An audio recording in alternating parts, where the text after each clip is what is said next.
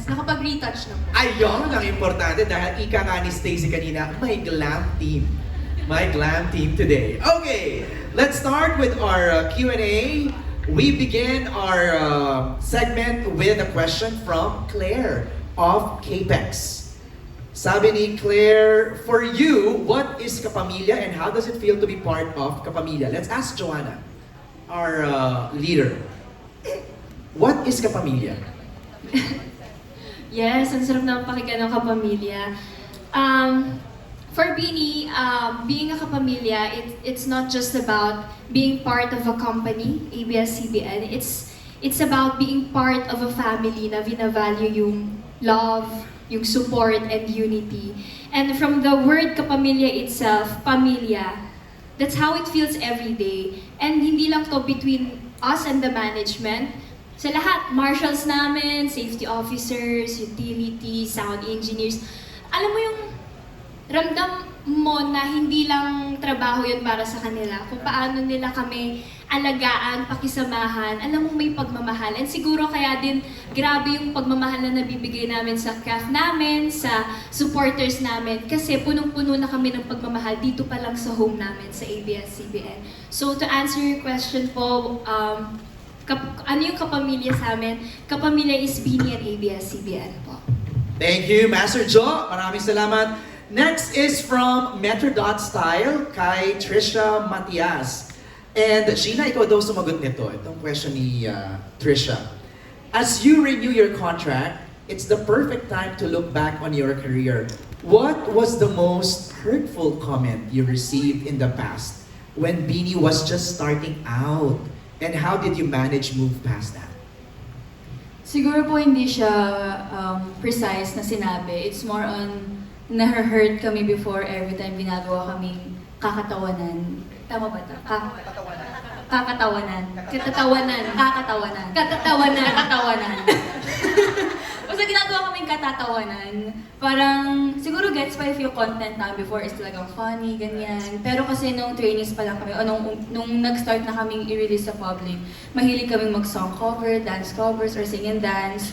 And people would make fun of us, like talagang ha-ha-ha na caps lock, ganun.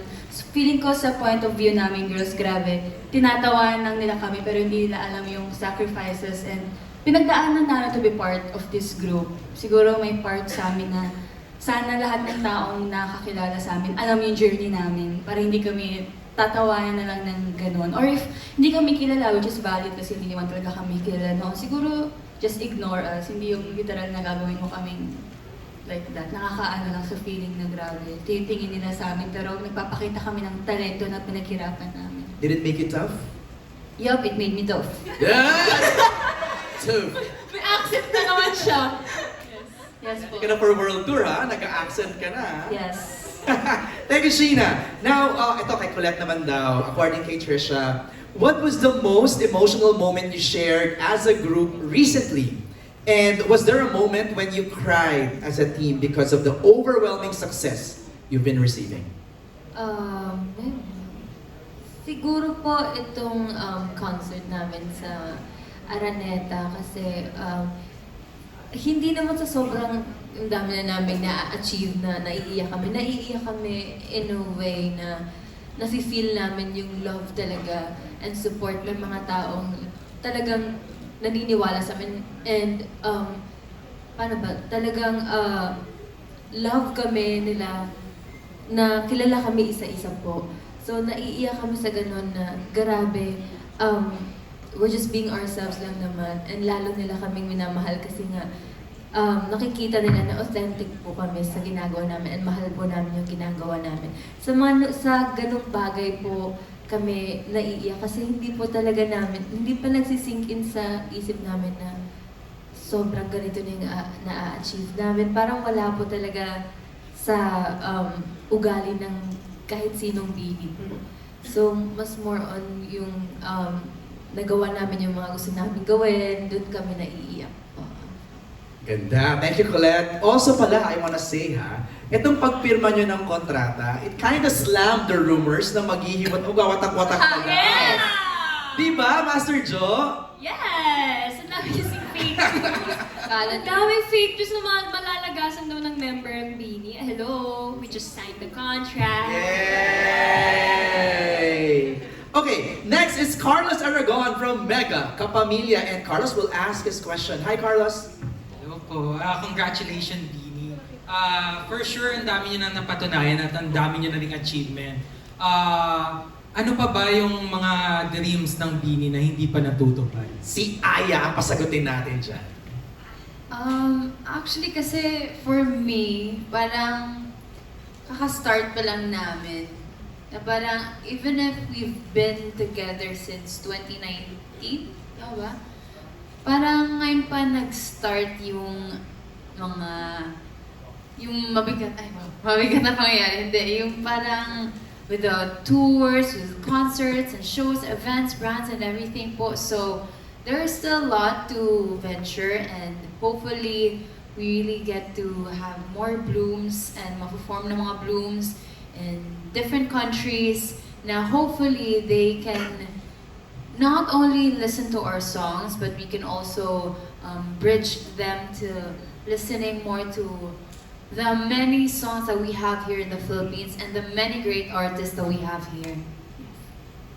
Thank you po. Thank you, Carlos. Yun yung sinabi ko dun sa, I did a New Year, year-end special ng news. Sabi ko, ang Beanie ang naging daan para makilala ng mga new generation of Phil-Ams and Phil-Canadians, yung bagong Filipino talent of this new generation. So maganda yung sinabi ni Aya, kayo yung nagiging daan to not just your music but OPM music.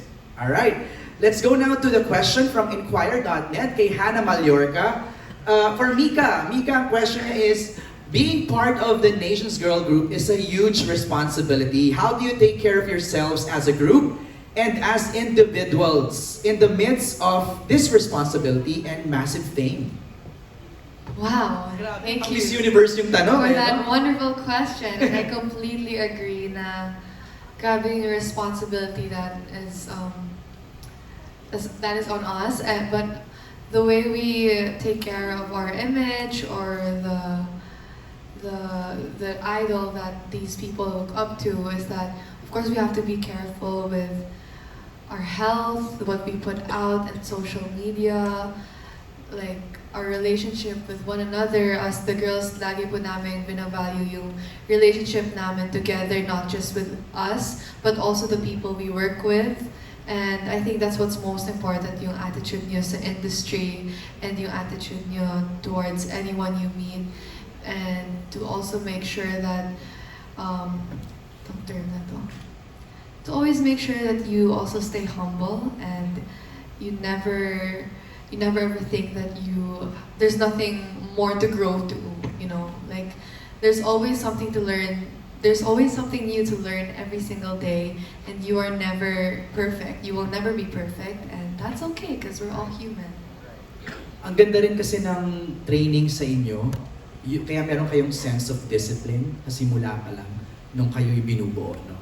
Kaya bit-bit niyo siya hanggang ngayon. This next question is also from